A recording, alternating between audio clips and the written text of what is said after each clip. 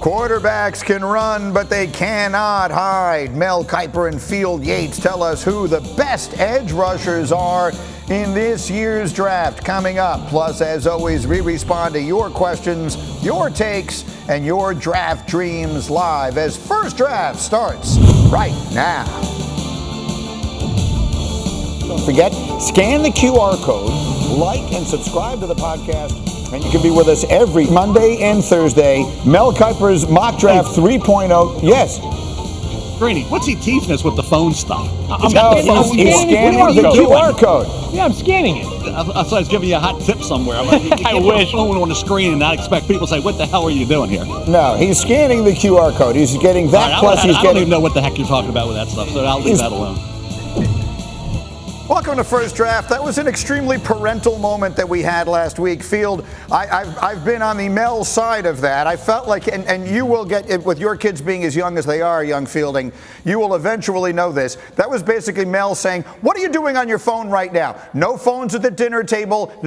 No phones live on television, young Fielding Yates. I'm just trying to make the business better here, Greeny. I just want more people to be aware that all they got to do is take your smartphone right here and go to that QR code right there. And next thing you know, every bit of First Draft content that you could ever want will be delivered right to your phone. We are in the views business, and safe to say the people are happy with what they have seen so far on First Draft this season. Mel, you'll learn this skill one day. I promise you. You're just too busy grinding the tape, and all these guys, they're going to hear their name called somewhere between 1 and 257 in a little over a month from right now.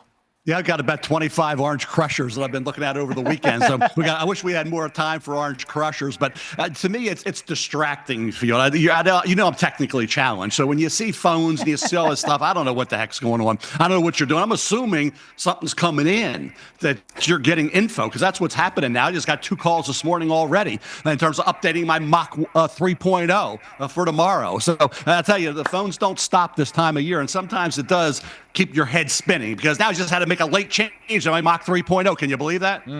Mel, is there a no phone at the dinner table rule in the Kiper household?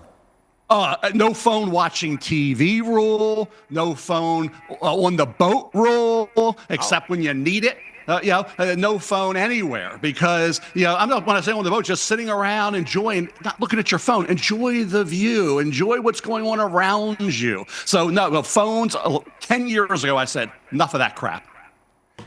Boy, Field, Mel's house is like being in a country club. Like, no phones, keep your phone on silent, whatever happens. Okay. Gosh, Mel would not approve of the Yates household with some of the decorum that apparently they follow down there in the palatial estate of the Kipers. So I got some work to do as a parent. That much is for sure. All right, let's dive into this. We are First Draft. We're with you every week, twice a week, every Monday, every Thursday, live on the NFL on ESPN YouTube channel or wherever you get your podcasts. Mondays like today, we're on ESPN2. And as Field was trying to demonstrate, if you scan the QR code on your screen, you access the entire First Draft YouTube playlist like last week when we broke down Field's mini mock 10. And as Mel mentioned, he's going to have his mock 3.0 coming out tomorrow, which means I've set aside 2 hours of Get Up to be diving into that. Yes. Then today, we are doing pass rushers. Today, we're going to look at the edge rushers, because when you get past quarterback, this is arguably the most important position on an NFL roster, and thus maybe the most glamorous and important position in the NFL draft. And I don't think there is any question in anyone's opinion, Mel, who the number one player at this position is. Many believe he's the number one player overall in this draft, and that is Abdul Carter from Penn State.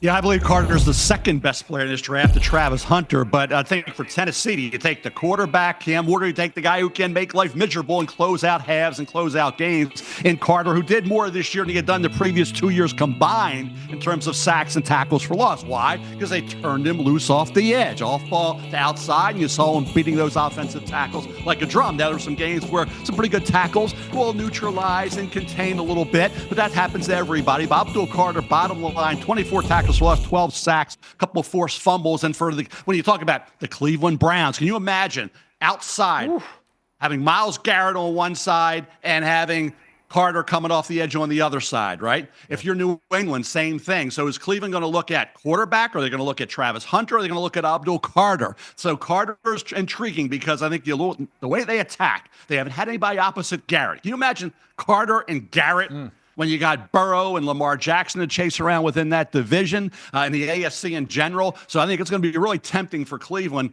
Carter's sitting there at 2, not to take him. Yeah, he's a complete player, Greeny. That much is for sure about Abdul Carter. When you think about some of the rushers in this class, we'll dive into a bunch of them. A lot of them fit into 1 or 2 of 3 categories. Do you have prototypical size? Do you have prototypical athleticism?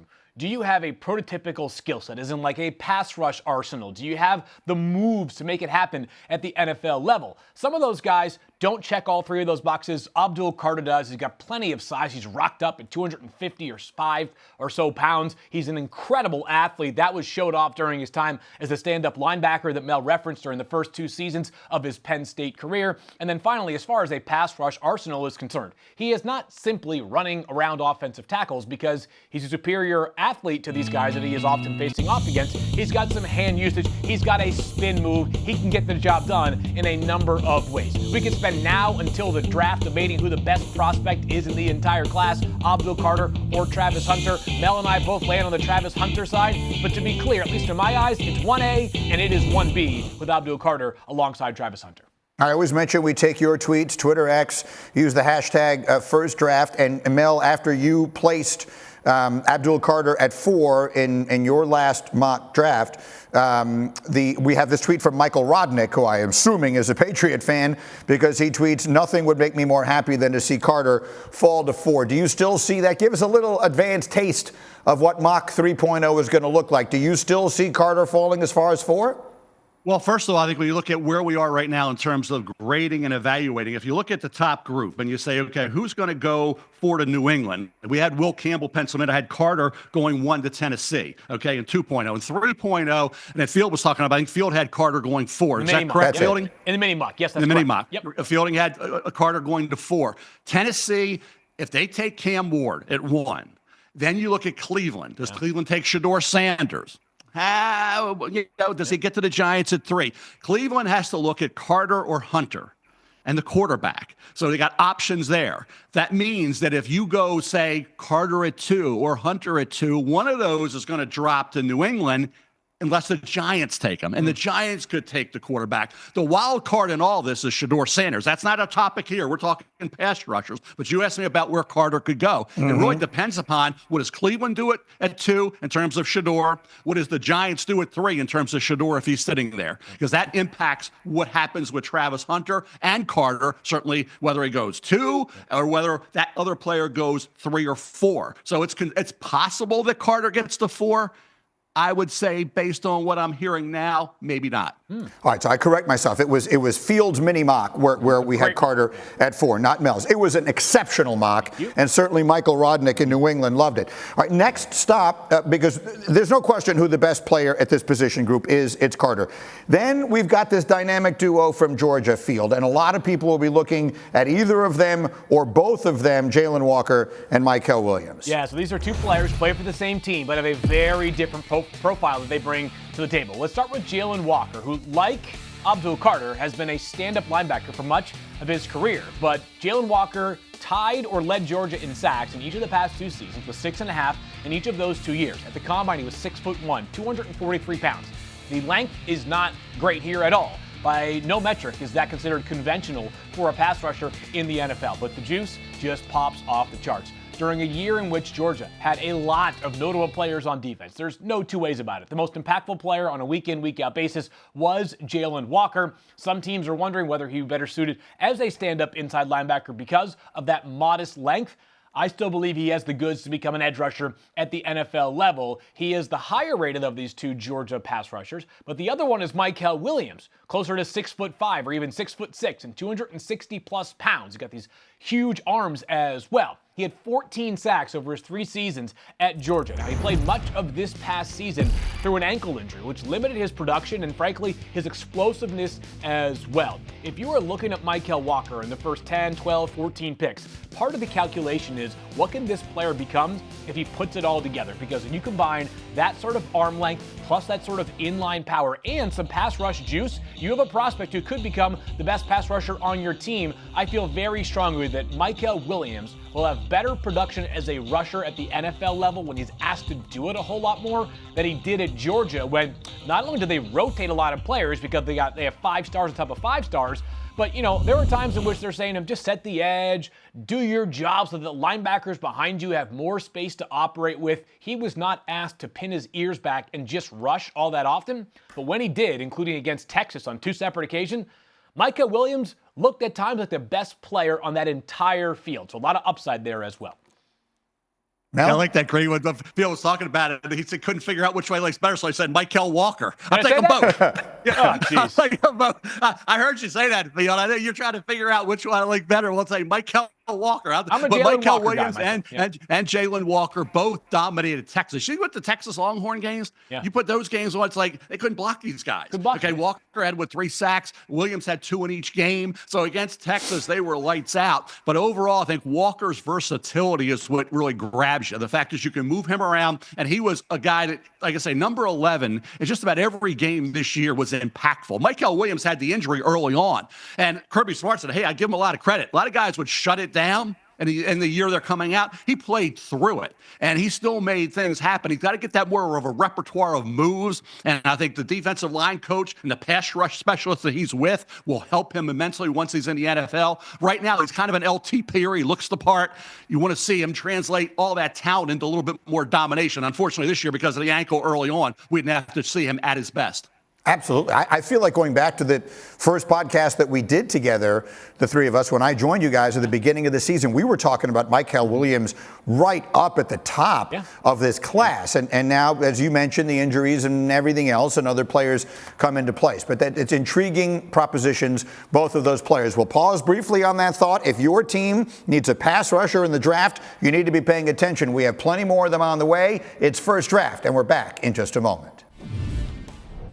We welcome you back to First Draft as we are discussing the most interesting position group maybe in this year's class. Everyone talks about the quarterbacks, but the reality is the people who makes the quarterbacks' lives miserable are the next most important people on the field, and we've talked about 3 of them so far. We talk about Abdul Carter at the beginning of the conversation. He's going to go in the first handful of picks for sure. We talked about the dynamic duo from Georgia, Walker and Williams. And Mel, next up is Jihaad Campbell from Alabama. What a combine he had. He ran 4.52 in the 40, which was 3rd fastest among all the linebackers. What makes him a special player at this edge position?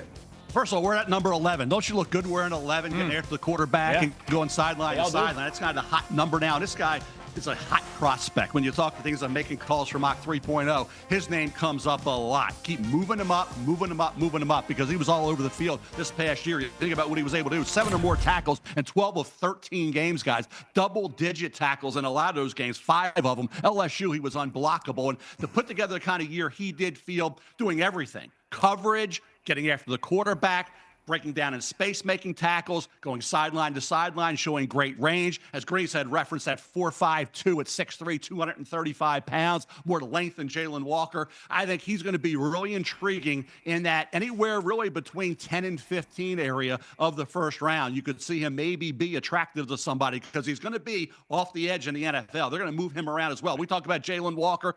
Feel Jihaad Campbell is that similar kind of player in terms of great versatility. Yeah, the conversation is a little bit different for Jihaad Campbell versus Jalon Walker, in which some people, myself included, think the destiny for Jalon Walker is he will just move to a full-time edge role at the NFL level, whereas with Jihaad Campbell, it's not that we expect this guy to be an every down pass rusher, Greeny, it's that he has it in the bag. He had those 5 sacks this past season, that if you get into a situation where either your depth is tested at pass rush, which, by the way, in the NFL, how many teams other than maybe the Eagles have enough pass rush depth, or just situationally during the game, if you have a situation where you just want to have this guy with all that juice on the field, you can use him as a pass rusher as well.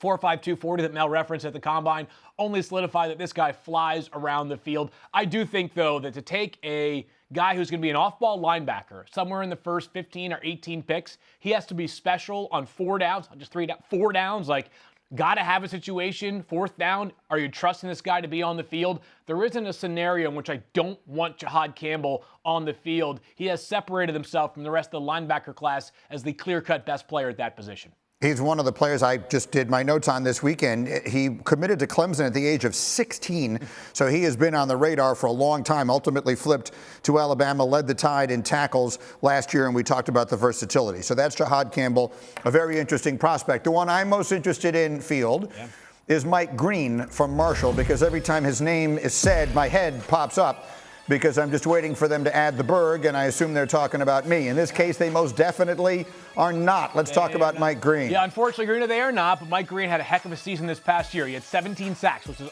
best in the entire FBS. The name of the game as a pass rusher is to get home, right? Yes. Well, the competition was not as staunch every single week for Marshall, where Mike Green finished up his college career, as it was for some of these guys that are playing in the SEC or the Big Ten. Let's look at the two games that going into the season we had circled for Marshall: Virginia Tech and Ohio State. Virginia Tech was not a great team this past year, but still, it's a power conference playing in a difficult environment. Mike Green had 9 pressures in that game. 9 quarterback pressures against Virginia Tech, who, to be clear, all Virginia Tech and Ohio State had to focus on going into the game plan was, how do we stop number 15, the best player on the team, by a mile? They couldn't do so against Virginia Tech. Ohio State, he had a sack as well. This guy had a monster moment at the Senior Bowl. We've all seen it 100 times over. He got underneath Josh Connerly, a potential first-round pick out of Oregon, and just ran right through him. 17 sacks with that kind of power and explosion. Doesn't have ideal arm length. That being said, still feels like a guy, Mel, that by the time it's all said and done, could easily hear his name called in the first 15, 16, certainly top 20 or so picks. Yeah, I think when you look at what he was able to do against some subpar competition, and you got to do it. You got to go out and dominate that subpar competition. So you look at it 2 ways. Say, well, look what he did. He got, 10 sacks. You're talking about teams like Southern Miss, 3 sacks. Louisiana Monroe, a couple sacks. App State, 2.5. Stony Brook, a sack and a half. So, but against, like you say, the better competition, he was able to pop as well. So in these games, you better go out and just wreak havoc. Yep. And he did. And I think for Mike Green, I think where you look at volatility in terms of a mock draft, where do you put him? Obviously, he had to answer some things, from an off-the-field standpoint to the NFL in those interviews. So does he go mid-first? Does he drop into the later first? Everybody's going to view these pass rushers a little bit differently. Mike Green, though, when you talk about this particular year, when you talk about speed and power and putting it together off the edge, was a dynamic performer field. So that's why I say you could mock him anywhere in the top 12 to 15 or push him down into the 20s. Yeah, 2 things here, Green, to react to what Mel just said. First of all, I think it's important to note for Mike Green, stout run defender as well. Like, he gets the job done. This is not the kind of guy who is simply out there to bring down the quarterback and then the downs in which he is responsible for setting an edge or trying to be a guy taking on a block for a linebacker. Like, he's going to do his job on a snap-in, snap-out basis. I know that this is going to sound like a cop-out for people like Mel and myself who have to do mock drafts. But compared to last year, and Mel can put even more perspective on this class is all over the place, Greeny. It's like watching my kids do finger paint. Sometimes they actually stay within the lines. Sometimes they're off the page entirely, right? And I just think this class, so much of it is, what do you value most? What is your prototype? And we can sit here and stack the boards vertically 1 to 200 all the way until April 24th. I just think there is so much variance of opinion on these players that I'll be happy if I get 5 correct picks in my mock draft this year after a chalky year last year that started with 4 picks that pretty much everybody assumed were going to be the 3 quarterbacks and then Marvin Harrison Jr. Mel, I have a note. That's exactly right, because when I was doing the mock, and you got 32, obviously, spots, no trades yet, right? You're not going to project trades. I'm not until April.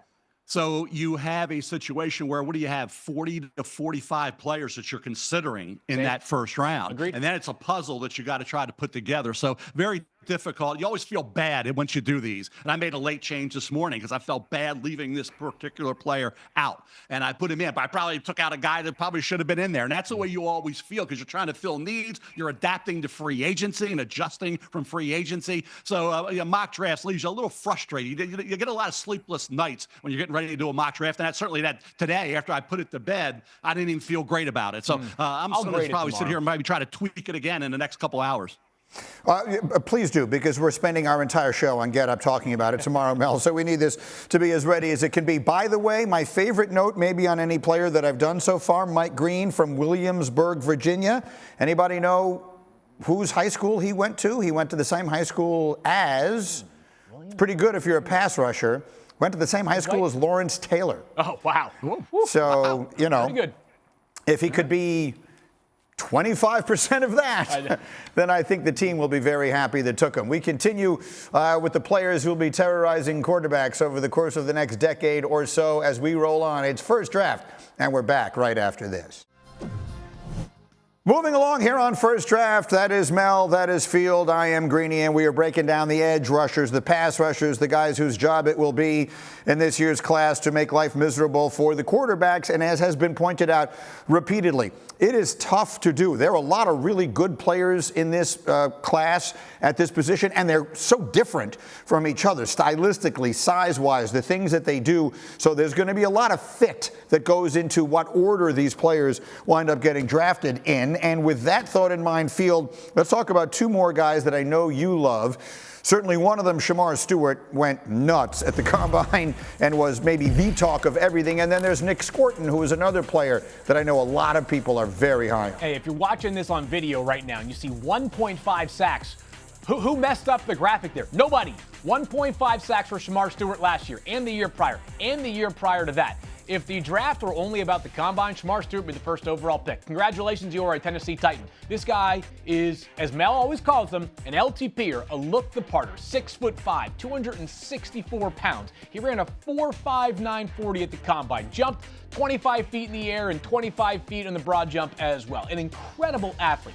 But 4.5 sacks during 3 college seasons, never fully put it together. The kind of guy that might look great in the first half of the play and then does not finish. Or the kind of guy who might get washed away in the first half of the play. The next thing you know, the quarterback is scrambling and big number 4 appears onto your screen out of nowhere and takes him down for a tackle just 2 yards past the line of scrimmage. Meanwhile, his teammate, Nic Scourton, the opposite. This guy has more of a fire hydrant build, doesn't have this elite length or size for him. That being said, every single play, you feel the force of Nic Scourton, who had a more modest year in the sack department this past year compared to where he was the prior year when he was at Purdue for 2 seasons. And by the way, during that second season at Purdue as a true sophomore, he led the Big Ten in sacks. The Big Ten has some good defensive players, ladies and gentlemen, so Nic Scourton can certainly find a way home to the quarterback. He has a nasty spin move. We've talked all about the length of Will Campbell's arms throughout the past 5 or 6 months. I thought the player who maybe gave Will Campbell the most fits this past year was Nic Scourton, who just beat him with these inside moves, who's not a long guy. He is, though, a very explosive player off the edge, Mel. Shemar Stewart is a lock for the first round, maybe even the top 10. I think Scourton is on that bubble. If I had to guess, he'd be one of those 40 or 45 guys that you considered for your mock 3.0. Yeah, I think he's the most interesting player in this draft, pretty much in any position, is Shemar Stewart. Yep. You could put him in your top 5 most interesting players, because I talked to some NFL people over the weekend, obviously getting ready for this mock 3.0, and I'm saying I'm going to put him maybe between 10 and 15. What are you doing? Did you see the lack of production? But I see the talent. I see disruptive performances and disruptive plays. And when you have the skill set he does, it's so off the charts great.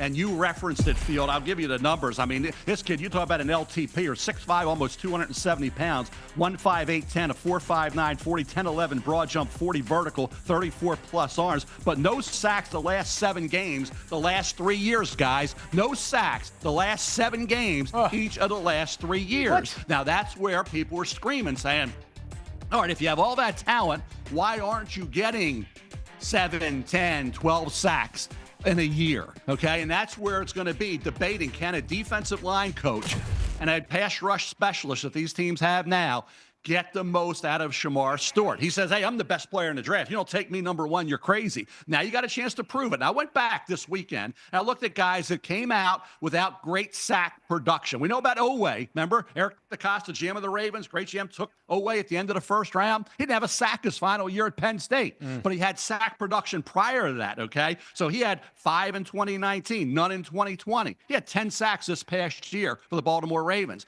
Danielle Hunter didn't have a lot of sacks at LSU. I believe he had, 1.5 that final year, Field? Yeah, Richard Seymour. Yeah, same deal. 1.5 his last year at LSU. Look what he's done now. But he was a 3rd-round pick. Yeah, he was a 3rd-round draft choice. He's had 99 sacks already, right? He's been a sack artist in the NFL without great sack production in college. Oweh as well. Yep. The thing that you're finding, I think, with pass rushers, we get that. A lot of pass rushers drop into the 3rd, 4th round area, some even into the 5th. But I think when you look at Shemar Stewart, will that talent and that want to lead to 10-plus sacks a year in the NFL, when, as you said 1.5. That was each of the last 3 years. And as I said, each of the last 3 years, not a sack in the final 7 games. So, again, this is a defense. This, to me, Field, if you're a GM, this is my defensive line coach and my pass rush specialist saying, boy, I see the talent. I see the effort. I see the disruption. I can take this guy, and I can say in the NFL, we're going to get the maximum out of him. So this is a defensive line coach's pick, in my opinion. Field, can I ask a question? Please. To both of you. Yeah. Because as I'm preparing my notes for the draft, you see those numbers, the lack of production, and you get quotes from coaches saying, but he impacts the game in so many other ways. And I find myself trying to make up my mind, is that just something coaches say, or is it actually true? You guys are watching the film. Which is it, Field? I don't think, here, let me say this, Greeny. Yeah, he impacts the game in some other ways. Not nearly enough, though. I mean, not nearly enough. Trust me. Like, you just don't feel Shemar Stewart on a play-in basis like you would think a guy who might go in the first 10 picks. But the good plays are really darn good, Greeny. If you just pulled up the YouTube highlights for Shemar Stewart, I bet you think you probably sit there saying to yourself, like, this guy could be the best player in the entire draft. But does he have the ability with his knockback power to impact the quarterback's ability to navigate the pocket? And does he help other guys finish with their sacks? Yes. I'll say this, though. The GM that takes Shemar Stewart better be a GM who has outstanding footing underneath him. The kind of guy who's got a lot of job security and has done a good job for some period of time, because this pick, if it does not work out, is going to lead to even more scrutiny than first-round picks normally do when they don't work out. So let me give you the team. We talked about this a little bit last week. I mentioned this to Mel. Could this be the New Orleans Saints at number 9? Mickey Loomis, longtime GM for the New Orleans Saints. Got a lot of power, a lot of juice. He's been there forever in New Orleans. This team has not been afraid to go after these high upside pass rushers who had some question marks surrounding them coming into the draft. Peyton Turner from Houston a few years ago. Prior to that, Marcus Davenport. They traded an extra first-round pick to get Marcus Davenport out of UTSA. Probably a half dozen or so years ago now, Mel. Mickey Loomis, Shemar Stewart, all that athleticism, to me, makes some sense at pick number 9. Well, you had a little surprise there. I got a little surprise for you with the Saints as well, but it's not Shemar Stewart. I think when you look at where we are in terms of Shemar Stewart, maybe the Bengals, okay, yep. They could use a guy like this. They're sitting there in that middle of the first round area. They're a team that it feels like, hey, we can build on the late season surge after we were 4-8. We went out. We don't make the playoffs. This was a team should have been in the playoffs, wasn't, because they were struggling early on winning games, and they got hot late. So Shemar Stewart could be a possibility if he gets down there, maybe to the Cincinnati Bengals. Yeah, the Bengals went 6-3 down the stretch. The 3 games they lost, they gave up, I think, 34, 35, and 44 points. So they could use Shemar. They could use any Stewart on their defense. Do I have time to do Oladejo here, Joe, or do you want me to? Okay, let's do it then. Let's do Oluwafemi Oladejo, Mel. One more, the pass rusher out of UCLA. Well, I'll tell you what, he was a Cal and he was making a ton of plays. He goes to UCLA, maybe because he had 17 tackles in that game against the Bruins when he was at Cal. But you look at him, inside linebacker off ball and then outside, and you start seeing all the production. A couple sacks against Iowa, sack against Penn State. This was a guy 36.5 vertical, 20 reps at 6'3", 260 with really good length and a volatile player. I mean, you talk about a guy who gets after it, really attacks, and has that versatility, played inside and played outside. I think Oladejo's a borderline first. I had him in the late first in one of the mocks. I like this kid a lot. I think he's going to be one of those, a lot of second-round pass rushers. Yeah. I got this little list here that I made here of guys. Harold Landry was a second-round pick, right? Kyle Van Noy was a second-round pick when he came out. I got Josh Sweat in the 4th round when he came out. Last year, we had Yaya Diaby, 3rd round, Byron Young, 3rd round, Jalix Hunt last year, 3rd round, Trey Hendrickson, 3rd round, right? So Danielle Hunter was a 3rd-round pick. Here's a guy I think Oladejo is going to be underrated, undervalued, and it will turn out to be maybe a steal when he comes off the board. I think probably in round 2, Field. I agree on that. Late round 2, I'll leave it there because I know we have to go. Okay, yeah, we'll leave the player there, but he's a fascinating prospect. We have 2 more to go before we get to our Orange Crushers and everything else. We are breaking down the guys who are going to be breaking down the quarterbacks in its first draft. We continue in just a moment. And with that, we welcome you back to First Draft. It's Mel, it's Field, I'm Greeny, and we are breaking down the pass rushers, the edges in this year's class. And as Mel just pointed out before a quick break, a lot of good players historically tend to slide out of round one at this position in particular and wind up being dominant players. And so we'll see if that will be the case about a few others, guys who we may hear on the periphery of round one. We will see. Mel, we'll start with you, and Donovan Ezeiruaku from Boston College, who's a player I'm having a very hard time figuring out where to quantify. What do you think?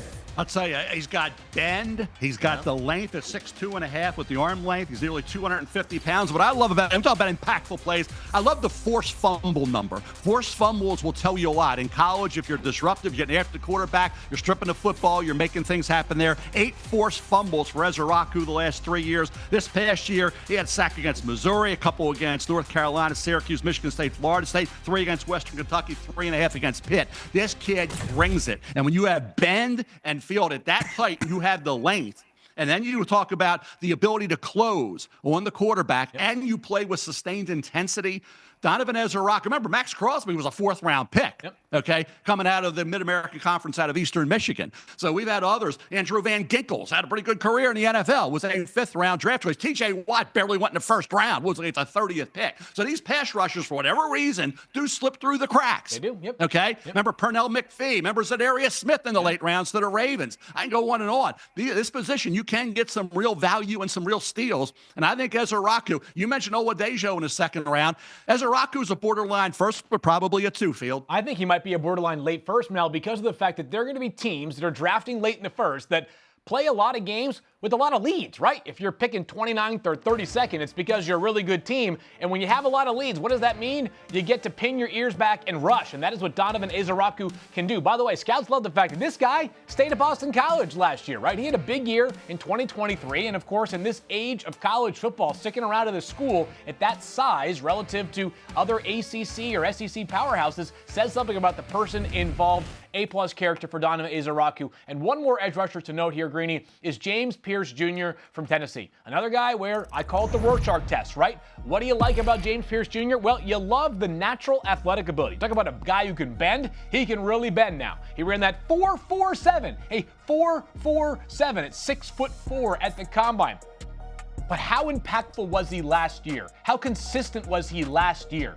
When games weren't going well for Tennessee, how much did you see and feel James Pearce Jr.? That's the question that's going to surround him up until April 24th. Do I think it's a guarantee he goes in the first 10 picks? No, but if you had to ask me for a list of every player that could go, even if the percent is 1 in the first 10 picks, I would have James Pearce Jr. on that list, even though I think it'll end up being closer to 20 by the time it is all said and done. You simply don't find too many guys at this size with gazelle-like speed and some production over the past 2 years. 9.5 2 years ago, 7.5 this past season. Wasn't quite as dominant, but still, 7.5 sacks compared to some of the guys that we were talking about early on in the show. That's a monster year right there for James Pearce, Mel.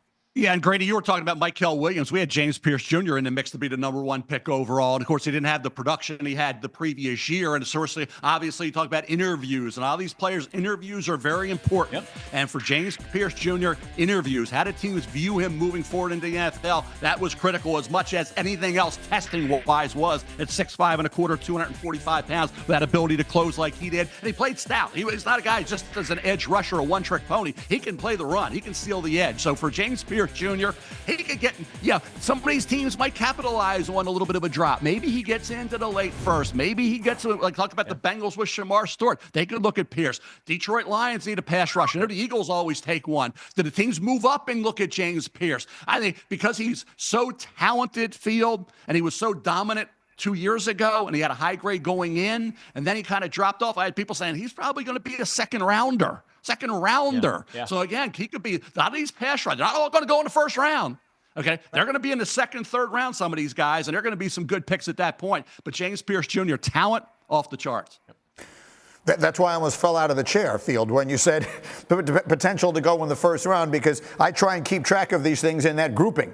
And I may have to move him to a different grouping based upon the conversation that we just had. We'll see. I understand that you were saying it's a 1% chance. But if there's even a 1% chance, I need to be ready on that Thursday night in Green Bay. That's all right. The case, We are ready for our Orange Crushers. They're coming up after the break. The players whose names you don't know, but you will as soon as Mel and Field mention them. Plus, they got a couple of guys here as we're getting after the quarterback and much, much more.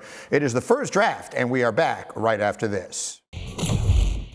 We're back on First Draft with Mel and Field. We've been breaking down pass rushers throughout this program today. Let's move on then to different areas here. Everyone's got a guy. You know, everyone who's I hear it all the time from different people. Greeny, you do the draft. I got a guy. I want to hear a guy you guys have here. Mel, give me a guy.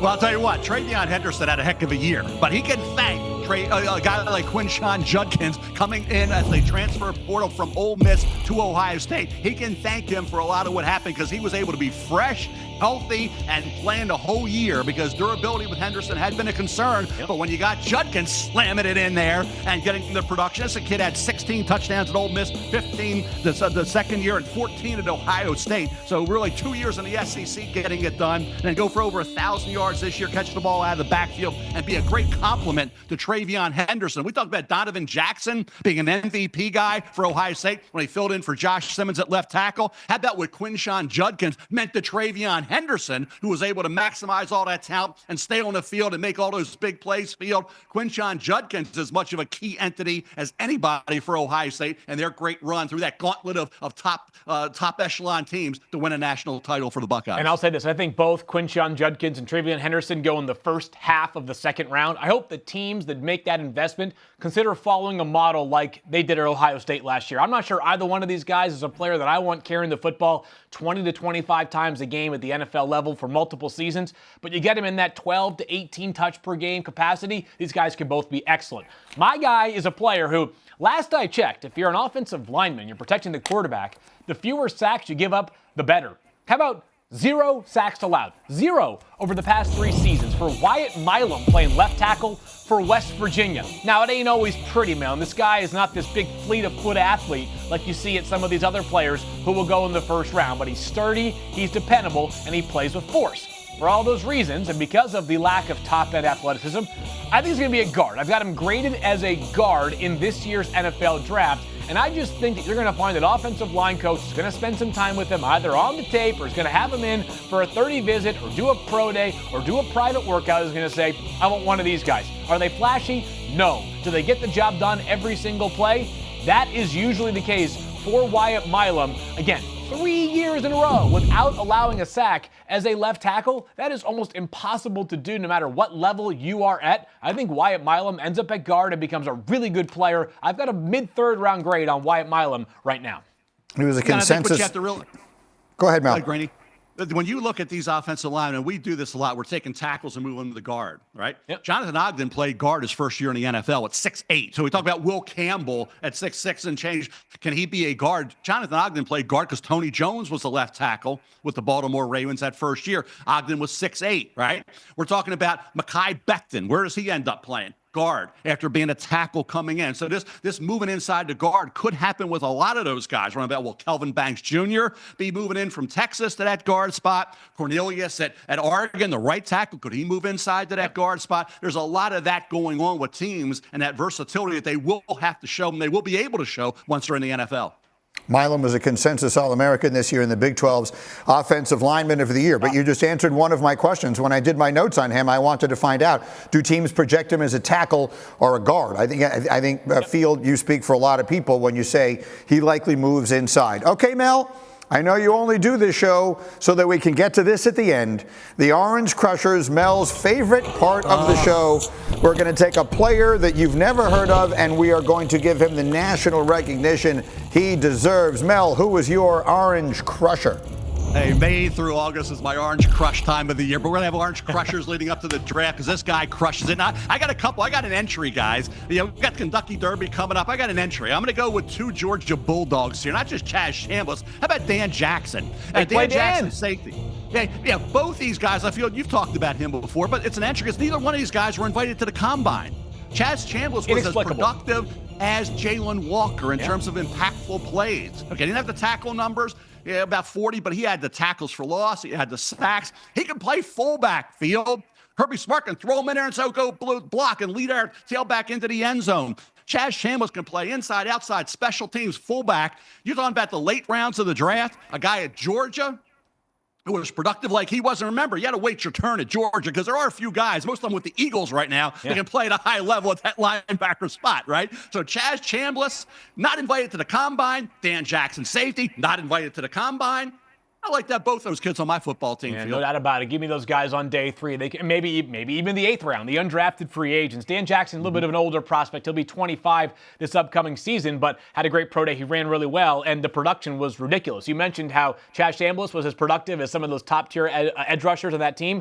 How about Dan Jackson? Same category this past year. He was very productive alongside Malachi Starks. My Orange Crusher, not as far off the radar, because this guy I think goes late 2, maybe even early to mid 3. We've talked about him before, but I just wanted to bring him back up because I've come to appreciate kind of what he represents and how he goes about his business. That's Ozzy Trapilo from Boston College. He was a right tackle during his final season at BC. He worked during the pre-draft process, specifically at the Senior Bowl, at left tackle as well. And, normally you sit there and you say to yourself, well, this guy doesn't have this elite athleticism.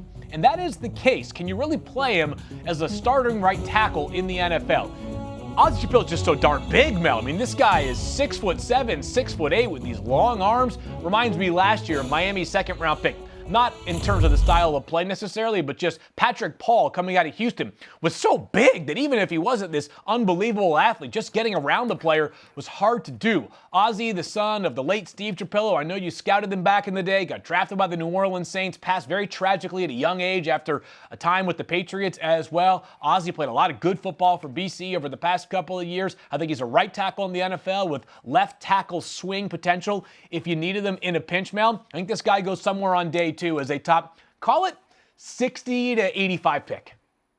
I'd probably bet on a second round, latest probably early third round for Trapilo. Charles Grant, William and Mary's another tackle in that mix. Cameron Williams, Texas. I wish would have gone back for another year. Agreed. So when you get into that 7, 8, 9 tackle, because there's going to be some guys. Obviously, Josh Connerly, we talked about it, coming out of Oregon, and Kelvin Banks Jr. at Texas. We got Josh Simmons as a wild card coming back from the injury. So a lot of tackles. You mentioned Milum maybe moving inside to guard, but certainly I think when you look at Ozzy Trapilo, I'd probably bet field on somewhere in the second, at worst, like I say, in the early to mid third round range, no later than that. All right, guys, we have one piece of business left, and I don't know what it is. Our producer, Joey G, we all know is a sneaky little devil, and he has just said, Greeny, we have a surprise for you and the guys.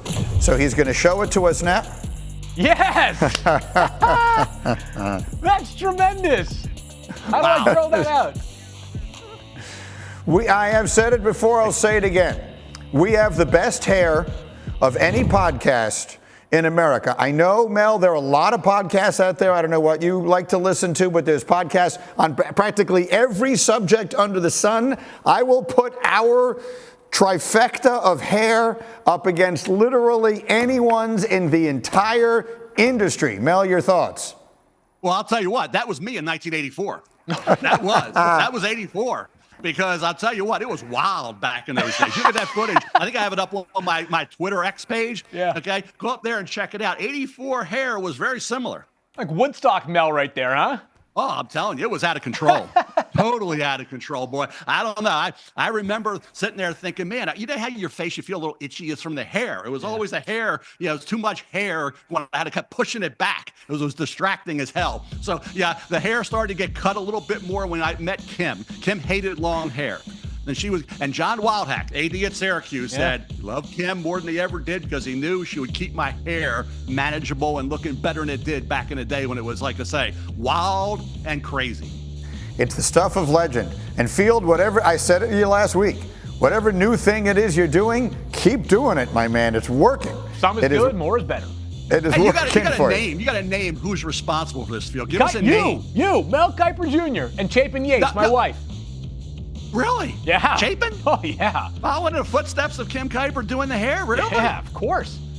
That is it for this episode of First Draft. Don't forget, scan the QR code, like and subscribe to our podcast. Tune in every Monday and Thursday for full draft analysis and send your questions using the hashtag FirstDraft for a chance to be featured on the program. Another reminder, Mel's Mock 3.0 drops tomorrow. We'll be covering it on the Thursday edition of this podcast. Spicy. I got a shocker in there, Greeny. I got a shocker. Well, thank goodness. I'm spending 2 hours on it on Get Up tomorrow morning, so don't give it away until then. I know about a half an hour is going to be on his one pick. I guarantee you that. Oh, I'm telling you right now, we're going to do it. That's Mel. That's Field. I'm Greeny. Thanks for being with us. We'll see you Thursday.